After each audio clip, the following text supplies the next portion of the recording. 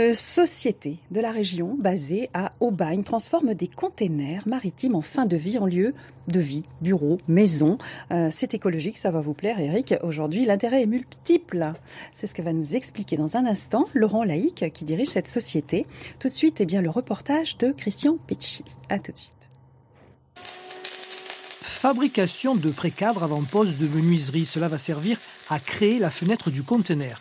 Lui, c'est le directeur technique. Il est chargé, avec ses ouvriers, de la découpe de la boîte en fer et de tous les travaux qui vont lui redonner du lustre. Il y a de quoi faire. Ça fait 20 ans que ces conteneurs voyagent en mer. Celui-ci est quasiment terminé. Reste l'intérieur. Tout ce que vous avez dans un appartement classique, vous l'avez à l'intérieur du conteneur. C'est du second œuvre, c'est de l'isolation, de la laine de verre, de la laine de roche, du BA13, du placoplâtre. Mais pour LVD Énergie, à l'origine des travaux, l'essentiel de la construction modulaire concerne l'habitation bon marché.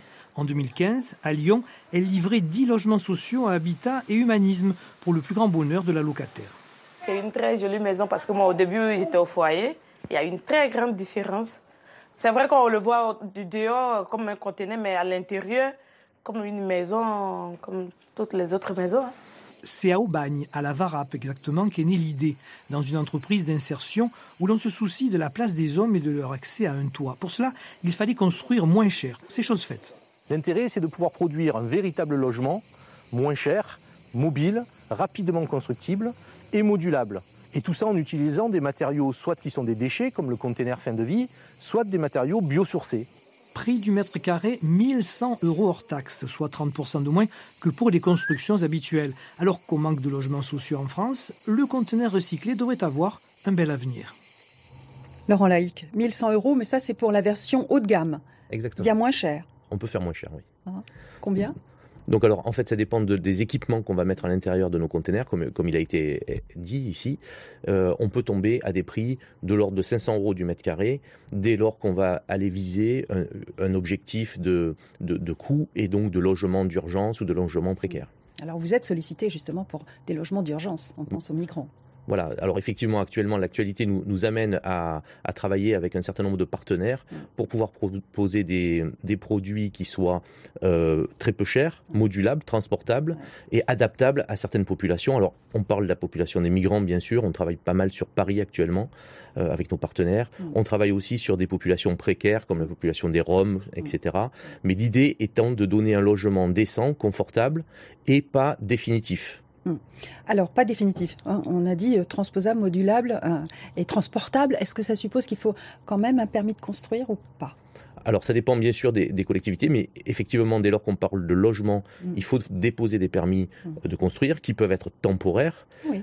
Et donc, avec le gros avantage de nos équipements, c'est que ces permis de construire ont une emprise au sol très faible. Oui. Nos équipements ont des emprises au sol très faibles, ce qui permet donc d'obtenir plus facilement ces permis de construire et de travailler avec nos clients, les collectivités, sur la réutilisation ou le réemploi à terme de ces containers. Ouais. Alors, ce sont des containers, on dit containers, comme on veut, vous m'avez dit, qui sont donc d'anciens containers maritimes en fin de vie que vous rachetez. Donc, il y a une économie comme ça, circulaire, mise en place. Oui, tout à fait. Un container possède une carte d'identité, il peut naviguer 20 ans. Donc, il est 20 ans propre à la navigation, puis après, ça devient un autre objectif ou un autre objet. Et donc, nous, on va sur les ports, on récupère, on rachète à différents partenaires ces containers fin de vie, dernier voyage, pour pouvoir les transformer, soit en logement, soit en bureau, en les assemblant ou sans les assembler. Et donc, ça va nous permettre effectivement de participer à cette économie circulaire et de participer au réemploi de déchets. Oui. Et puis, alors, vous avez un partenariat avec le CEA, parce que tout ça est très sérieux. Il y a des études scientifiques qui sont faites sur les matériaux utilisés. Alors la vraie problématique du container, c'est que c'est une boîte métallique et a priori une boîte métallique n'est pas faite pour faire vivre des gens à l'intérieur. Et donc un des enjeux est l'isolation de ces containers. Alors aujourd'hui on arrive à faire du container RT 2012 qui est une réglementation, la réglementation de l'habitat. Ouais. Mais l'enjeu pour nous c'est de pouvoir gagner en épaisseur pour maximiser la surface habitable. Et donc on a développé un partenariat avec le CEA à Cadarache pour définir de nouveaux isolants plus fins et ayant la forme aussi du container pour pouvoir le mettre en usine et donc gagner en productivité et en coût. On a le même confort que dans une vraie maison, c'est-à-dire avec une isolation Oui, on a exactement le même confort, puisqu'en fait, en France, il y a une réglementation de l'habitat, donc on respecte parfaitement cette réglementation.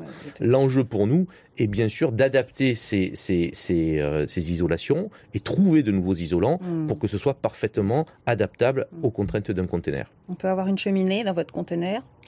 On peut effectivement avoir une cheminée, on peut éventuellement mettre des ascenseurs, on peut tout faire.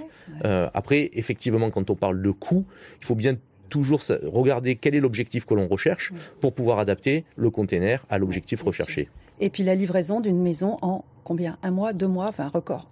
Alors on a tout un programme qui nous permet d'être très, très rapide sur la livraison. En gros, c'est 1 mois et demi pour une maison traditionnelle de Monsieur Tout le Monde, dès lors qu'on passe commande, parce qu'on a tout un programme d'industrialisation, donc on travaille avec des modules standards qu'on préfabrique et qui nous permet de livrer rapidement le marché. Merci beaucoup Laurent Laïc. Donc les containers, est-ce l'avenir du logement ? Quand on a peu d'argent, en tout cas, ça peut rendre un grand service. Merci à vous.